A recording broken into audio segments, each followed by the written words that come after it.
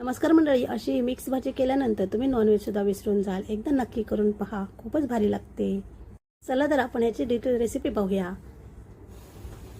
तर इथे 7 ते 8 लसूण घेतलेले, अर्धा इंच आलं, एक हिरवी मिरची, कोथिंबीर घालून एकदम जाडसर वाटण तयार करायचं आहे.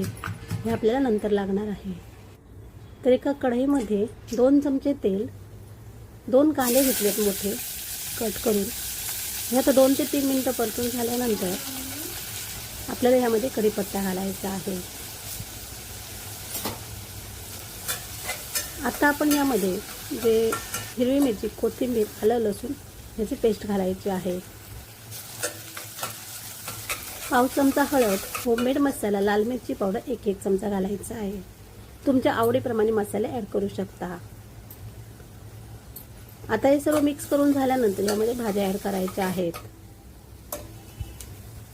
एक छोटा बाउल मटार घेतलेले आहे, घेवडा घेतलेला आहे, वालपावटे, ओले वालपावटे, फ्लॉवर, इथे 2 ते 3 वांगी घेतले, पाण्यामध्ये भिजत घातली, नाही तर बाहेर ठेवले तर काळी पडतात.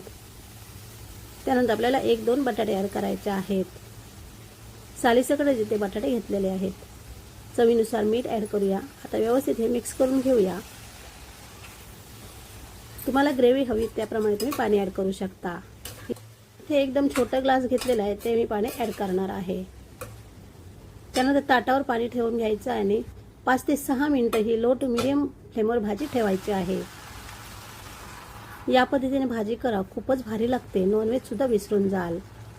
आता आपण 1 टोमॅटो घालूया. 1 ते 1.5 टोमॅटो घालायचा आहे. इथे छोटे असतील तर 2 घ्या.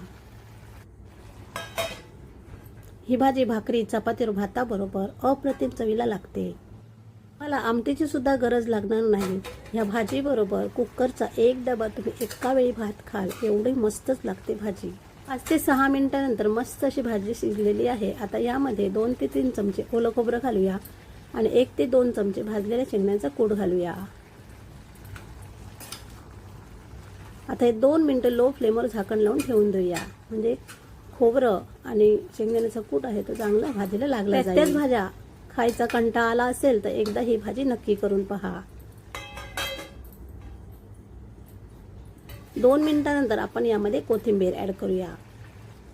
ही भाजी गरम गरम भाताबरोबर गरम गरम खायला घ्यायची, खूप मस्तच लागते. अजून आवडीच्या भाज्या तुम्ही यामध्ये ॲड करू शकता.